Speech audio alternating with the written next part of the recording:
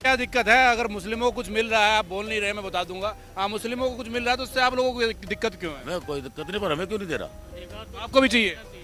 हमारे पुजारी पुजारी नहीं है, ग्रंथे ग्रंथे नहीं है। अगर सरकार का पैसा वहाँ जा सकता है, आप लोग तो संपन्न है ना। हमारे सब लोग संपन्न हैं और ये अपना ये भूखे मर रहे हैं, तो इस दुनिया का सारा पैसा इन्हीं को दे दो जी। विधायक का नाम ले रहे हैं। विधायक कहता है कि जो राजेश अग्रवाल वो बाहरी प्रत्याशी है, बाहर से आया हुआ है। नहीं, ऐसा है जी। एशिया की सबसे बड़ी मंडी बताई जाती है, कुम्हार मंडी बताई जाती है। हालत देख करके लगता नहीं है एशिया की सबसे बड़ी मंडी। देखो जी, हालत नहीं, वाकई में सबसे बड़ी मंडी है ये। हम उसके अंदर वाकई अब यही बात होगी ना भाई, जो पिछले टाइम में जो वंचित रह गए, काम नहीं हो पाए, सरकार पैसा नहीं दे पाई, अब केंद्र पैसा देगी। आप बताइए कि अच्छी बता रहे हैं कि वो पिंक बार खुला है आपके दिल्ली में, उसको लेकर के बताइए, महिलाओं को लेकर। क्या चीज़ खोल ली है जी? हमारी माताओं बहनों के लिए एक पिंक बार भी खोला है जी इन्होंने, कि जिसमें हमारी माताएं बहनें जा करके ठेके पे लगे और दारू की बोतलें लेके आए और उसमें डिस्काउंट भी देंगे ये।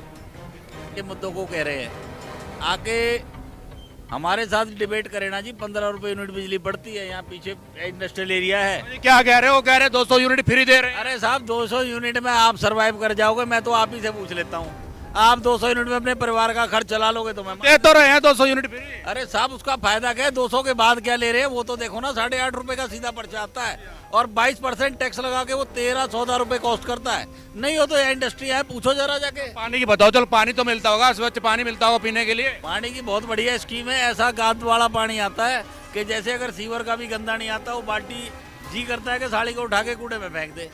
और सड़कों की बताओ, सड़कें तो अच्छी बनी होंगी। देख लो कितनी बढ़िया सड़कें बनी हो, फर्स्ट क्लास, टॉप टॉप जाओ। नमस्कार, फिलहाल हम दिल्ली में मौजूद है और दिल्ली में एमसीडी चुनाव चले हुए हैं, उसको लेकर निरंतर कवरेज कर रहे हैं। फिलहाल हमारे साथ वार्ड 115 से प्रत्याशी हैं राजेश अग्रवाल, जो जनता के बीच जा रहे हैं और जनता से वोट की अपील कर रहे हैं। राजेश जी, कैसा माहौल नजर आ रहा है जनता के बीच जा रहे हैं? जनता के बीच जा रहे हैं जी, भरपूर माताओं का, बहनों का, बुजुर्गों का पूरा आशीर्वाद हर जगह से मिल रहा है और पूरी कॉलोनियाँ एक मत होकर के एक तरफा मतदान के मूड में है। राजेश जी, आपको वोट क्यों दे जनता? लोग कह रहे हैं कि काम नहीं हुआ। तो काम तो बात है जी, लोग नहीं कह रहे काम नहीं हुआ। ये अपनी जिम्मेदारियां आम आदमी पार्टी के विधायक, जिनके कि अपना पानी के काम थे, तो पानी गंदा आ रहा है। आप कह रहे हैं पानी गंदा आ रहा है, उस पानी को साफ पानी पिलाने की जिम्मेदारी कौन लेगा? आप विधायक का नाम ले रहे हैं। विधायक कहता है कि जो राजेश अग्रवाल वो बाहरी प्रत्याशी है, बाहर से आया हुआ है। नहीं, ऐसा है जी, मैंने एक बात कही है कि जो हमारे नॉमिनेशन भरे गए हैं, उन नॉमिनेशन को नेट पे कोई भी आदमी सर्च कर सकता है। उस नॉमिनेशन के अंदर मेरा आप एड्रेस चेक करो, मेरा वोट चेक करो, मेरा आधार कार्ड चेक करो, मेरा पैन कार्ड चेक करो, कहाँ के एड्रेस के, कहाँ मैं रहता हूँ। और दूसरा जो ये बाहर का और अंदर का मामला लगा रहे हैं, अगर किसी का बेटा कनाडा में रहने लग जाए, अमेरिका में रहने लग जाए, तो इनके पेट में क्या दर्द है जी? मतलब किसी के परिवार का सदस्य, किसी का बेटा बाहर नहीं रह सकता। तो इस तरह के आरोप इन्होंने मेरे सारी जन्म कुंडली खंगाल ली। मेरे पे कोई क्राइम का रिकॉर्ड नहीं, मेरे परिवार का कोई ऐसा कर्म नहीं कि जब कोई ये कहे। मेरे परिवार से किसी बहन बेटी को किसी तरह का कभी कोई ऐसा नहीं, असुरक्षित नहीं लगी। मेरे आचरण से कभी कोई ऐसा मामला नहीं लगा। और ये अपने आचरण को छुपाने के लिए, अपने कर्मों को छुपाने के लिए, जहाँ ये हमारा दूसरा प्रत्याशी रह रहा है, अब इसके कर्म इतने हैं कि नए नए लड़कों वाले इसके शौक हैं। पता नहीं कहाँ से गुंडे बदमाश इसने इकट्ठे करके अपना एक जमावाड़ा बना रखा है। और आज से नहीं बना रखा, शुरू से इसका यही शौक है। वहाँ घर के बाहर इसके हमेशा शराबें पी करके हंगामा करना, तेज लाउड स्पीकर बजाना, गाड़ियों के वो करना, इस तरह का ये इसका नेचर रहा है। और आज भी चुनाव लड़ते टाइम क्षेत्र के अंदर क्षेत्रीय आदमी इसके पास एक भी नहीं है। मेरे साथ मेरी माताएं, बहनें, बुजुर्ग सभी मेरे साथ बढ़ चढ़ के चुनाव में हिस्सा ले रहे हैं। और इसके जो कार्यकर्ता हैं, कोई अपना हरियाणा से, कोई यूपी से, कोई बिहार से, पता नहीं कहाँ के बदमाश आकर के यहाँ पे उनको ये अपना कार्यकर्ता बना करके पेश कर रहा है। तो इस तरह के आरोप जो ये मेरे पे लगा रहे हैं, मेरा राशन कार्ड, मेरा पहचान पत्र, मेरा वोट, मेरा सब कुछ जब यहाँ पर है, मेरा मकान यहाँ पर है, मेरे मकान की रजिस्ट्री मेरी माताजी के नाम पे है, 1973 से है। मैं कह रहा हूँ 1973 से ही अपना रिकॉर्ड दिखा दो, कितने पुराने रह रहे हैं। आप कह रहे हैं कि मूल निवासी हूँ दिल्ली का, वार्ड का मूल निवासी। वार्ड का मूल निवासी 50 साल से हूँ जी, और 44 साल मेरा राजनीतिक क्षेत्र रहा है ये। बचपन से मेरे पिताजी भी भारत भाजपा के अंदर थे, जिम्मेदार थे, और ये हमारे देवी साहेब जी हैं इस बात के गवाह। हमारे पिताजी के साथ भी इन्होंने कार्य किया है, और बचपन से हम इनके साथ जैसा कार्य होता है कि झंडे लगाया, बैनर लगाया, ये कर ले, तो कभी किसी टिकट के लिए मैंने काम नहीं किया। और ये सिर्फ 1-1.5 साल से आकर के डायरेक्ट पता नहीं कहाँ से क्या कर रहा है, क्या नहीं कर रहा, पैसे कहाँ से उठा रहा है, अंधाधुंध पैसा खर्च कर रहा है बिना बात का, हर चीज़ के अंदर पैसा अपना लुटा रहा है। और मैं नहीं समझता कि इनके पिताजी को भी मैं अच्छी तरह जानता हूँ, इनके परिवार को मैं अच्छी तरह जानता हूँ।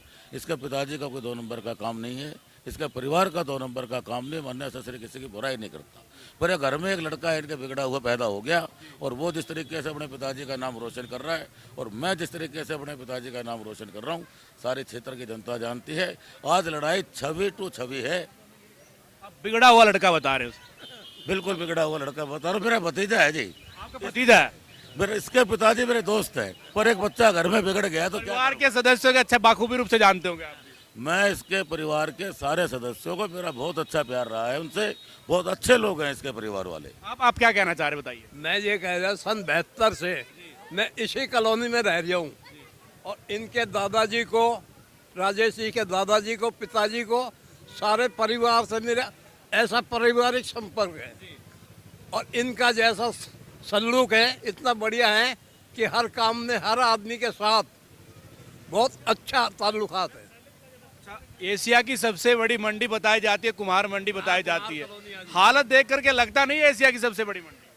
देखो जी, हालत नहीं, वाकई में सबसे बड़ी मंडी है ये। क्यों? यहाँ हर चीज का हर काम यहाँ मिलेगा। कुम्हार कॉलोनी में हर एक आदमी को सारी चीज मिलेंगी यहाँ पे, मिट्टी के बर्तन, और राष्ट्रीय अवार्ड भी मिला हुआ है बहुत से लोगों को। राष्ट्रीय अवार्ड मिला। अच्छा राजेश जी बता दीजिए, आम आदमी वाले कह रहे हैं कि मैं बिजली फ्री, पानी फ्री, इन मुद्दों को लेकर चुनाव लड़ रहे हैं, आपके क्या मुद्दे हैं? क्या एमसीडी के अंदर क्या तब्दीली इस बार लाएंगे? एमसीडी के अंदर बहुत भारी तब्दीली आने वाली है इस बारी। जो इन्होंने 40,000 करोड़ रुपया नगर निगम का रोका, और जिस गलत मंशा से रोका, ये चाहते थे कि नगर निगम बदनाम हो जाए, चाहे लोग परेशान हो, तराही तराही मचाएं, पर इन्हें अपना एक मकसद हल करना था। जो आपने देखा कि मार्च अप्रैल के अंदर चुनाव जो होने जा रहे थे, वहाँ तक इन्होंने बिल्कुल बदनाम करने का एक सिलसिला चला दिया। 40,000 करोड़ रुपए रोक करके सभी मेरी माताओं बहनों की पेंशनें रुकी पड़ी हैं, क्षेत्र के विकास इनकी वजह से रुके, और जितने लोग रिटायर हुए कारपोरेशन से, किसी के भी अपना ना उनके सैलरी वो पेंशन मिल पा रही है, ना उनके फंड मिल पा रहे हैं। हर तरह से उन्होंने परेशान करने की कोशिश की। और उसके अंदर मैं आपको बता दूं, हमारे प्रधानमंत्री नरेंद्र मोदी जी ने इस बात का संज्ञान लिया, और इसकी करतूतों को देखते हुए आज नगर निगम इनके हाथ से निकाल करके अब डायरेक्ट सेंटर के हाथ में हमारी नगर निगम है। केंद्र से हमारा सीधा पैसा नगर निगम में आएगा, और हमारी भाजपा की सरकार नगर निगम में बनने जा रही है। केंद्र में सरकार ऑलरेडी बनी हुई है, और ये सीधा हमारा संपर्क अब चला है, और हमें पूर्ण विश्वास है, हमारे नेताओं ने, हमारे मोदी जी ने, अमित शाह जी ने स्पष्ट कह दिया है कि जितना भी पैसा विकास में लगेगा, हमारा केंद्र से पूरा पैसा हमें मिलेगा, और बहुत अच्छा कोई भी काम हमारे क्षेत्र का बाकी रहने वाला नहीं है। और ये इस बात से बहुत घबराए हुए हैं कि आगे आने वाला निगम बहुत सशक्त निगम होगा, और बहुत अच्छे कार्य हम उसमें करेंगे, कोई काम बाकी नहीं रहेगा। और ये भी मैं आपको बता दूं कि आने वाले टाइम के अंदर जैसे कि हमारे को संभावना है, जैसे केंद्र सरकार की अपनी एक पावर है, जिस प्रकार से इन्होंने लोगों को परेशान कर रखा है कि ना इनके सीवर की जगह सीवर साफ चल रहे हैं, ना पानी की सप्लाई की जगह कीचड़ वाला पानी ये लोग दे रहे हैं, बिजली के अंदर इनकी धांधलियाँ चल रही हैं। इन सब चीज़ों का, ये बिजली, पानी, सीवर का, ये डिपार्टमेंट भी बहुत जल्द निगम के पास ट्रांसफ़र होगा।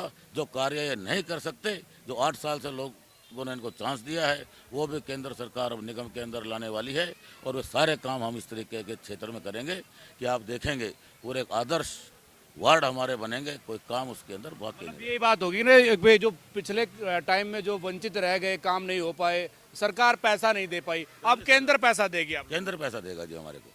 जो ये अपना गलत मंशा के साथ दिल्ली नगर निगम के साथ भेदभाव इसने किया, बदनाम करके निगम चुनाव के लिए अपनी ग्राउंड बनाई, तो वो इसने लोगों को नहीं देखा है कौन तराई तराई कर रहा है कि इनकी पेंशनें रुकी हुई हैं। एक गलत मकसद के साथ इसने अपना उस चीज़ का दुरुपयोग किया। केजरीवाल कहता कि मैं तो दिल्ली वालों का प्यारा हूँ, बेटा हूँ उनका, मुझे प्यार करते हैं लोग। गुजरात में भी ऐसे ही भाषण दे रहा है। आपको क्या लगता है, होगा कुछ बदलाव? हाँ बिल्कुल, बात ये जी जो ये कहता है पंजाब में जाके कहता है। दिल्ली की बात है दिल्ली में नहीं करता, दिल्ली की बात पंजाब में करता है। कह रहा है जी मैंने दिल्ली के अंदर स्कूल बना दिए, दिल्ली में हॉस्पिटल बना दिए, दिल्ली के अंदर यूनिवर्सिटी बना दी, दिल्ली के अंदर फ्लाईओवर बना दिए। इस तरह की बात पंजाब में जाके करता है। हमने इनसे पूछा कि भाई तुमने इतनी चीज़ें करी हैं पंजाब में, इतना तुमने पैसा प्रचार में लगा दिया, तो एक बात बता दो, एक आध का एड्रेस तो दे दो हमारे को कि कौन से कॉलोनी के अंदर कौन से क्षेत्र में तुम्हारा स्कूल बना है, हम भी जाके देखें। एक आध हॉस्पिटल गिनवा दो कि कौन सा हॉस्पिटल बनाया है, वो भी कहीं एड्रेस नहीं बता के देता। तो इस तरह का एक भी एड्रेस ये आदमी बताने को तैयार नहीं, सिर्फ प्रचार के अंदर दिल्ली दिल्ली दिल्ली कर रहा है। वहाँ पे कहता है जी मैं दिल्ली जैसा बना दूंगा, और दिल्ली के अंदर कहता है दिल्ली को पेरिस जैसा बना दूंगा। पेरिस तो बना दिया ना। और मुझे लगता है कि पेरिस के अंदर कोई छोटा मोटा टुकड़ा इस तरह का बाकी होगा जहाँ सलम बना हुआ होगा, ये उसके फोटो खींच के लाया होगा कि मैं इस तरह का पेरिस दिल्ली को बना दूंगा। ये ढूंढना पड़ेगा पेरिस में जाकर के कि पेरिस की बात किस बेस पे कर रहा है। बाबू जी आप बताइए, दिल्ली को बना दिया लंदन पेरिस जैसा? अजी दिल्ली को क्या बनाएंगे? एक देखो क्या कहते हैं, बिजली फ्री। 28 दिन में बिजली का बिल आता है, 15-15, 20-20 हजार का। मैं अपना दिखाता हूँ, दूर क्यों जाओ। मेरे एक मकान में ही 16 हजार का बिल आ रहा है। वो तो कह रहे 200 यूनिट फ्री देंगे, पानी 200 लीटर फ्री देंगे। न पानी फ्री ना बिजली फ्री। पब्लिक को बेवकूफ बनाना है। बना रहे हैं, बेवकूफ बना रहे हैं, कैसे कह रहे हैं? बिल्कुल 100% ओके बात है जी। कैसे बना रहे बताओ? ऐसी प्रधान जी ने सारा डिटेल बता दी है जो जेन्युइन बात थी। वो तो कहता है कि मैं प्यारा हूँ, मैं मेरे से प्यार करती है जनता, मैं केजरीवाल दिल्ली का हूँ। सारी तबाही मचा रखी है जी। तबाही मचा रखी। आप जहाँ खड़े हो वो देखो। मचा रखे जी। क्या नाम है? अभिषेक। पढ़ रहे हैं? हाँ जी, ग्रेजुएशन चल रही है। अच्छा, कुछ स्कॉलरशिप वगैरह मिल रही है? नहीं, कुछ नहीं मिल रहा जी। स्कूलों में जाते होंगे, कॉलेजों में जाते होंगे, कुछ व्यवस्थाएं बताइए कैसी है? कोई व्यवस्था नहीं है, सारी वही है जो पुरानी चल रही थी। हाँ जी। तो कह रहे हैं, दावा कर रहे हैं कि विदेशों से लोग आ रहे थे। फेंकू है, फेंकू चंद है वो। और फैकू चंद बता रहे हैं, ऐसा ही है। कुछ नहीं है, आप जहाँ खड़े हो नीचे देखो ना सड़क कैसी है। वो तो मैं कह ही रहा था कि एशिया की सबसे बड़ी मंडी है। कुछ नहीं हुआ है। हालात बिल्कुल बेकार हुए पड़े जी। जी आप बता दीजिए, आपको क्या लग रहा है? बिल्कुल जी, भाजपा ही जीतेगी। ऐसा कैसे जीतेगी भाजपा?